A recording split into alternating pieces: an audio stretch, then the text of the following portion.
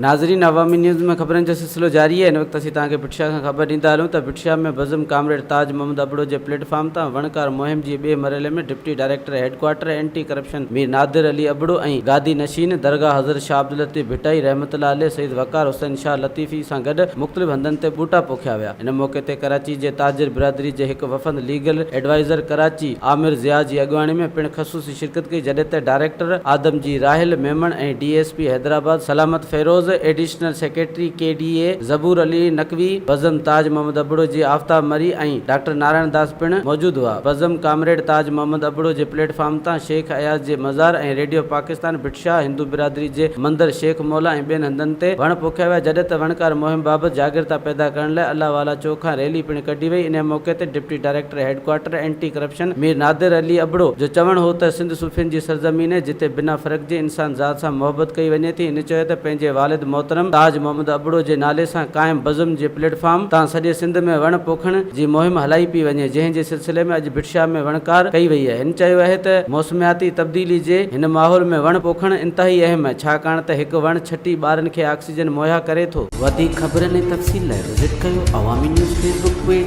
YouTube page ऐं अवामी news website.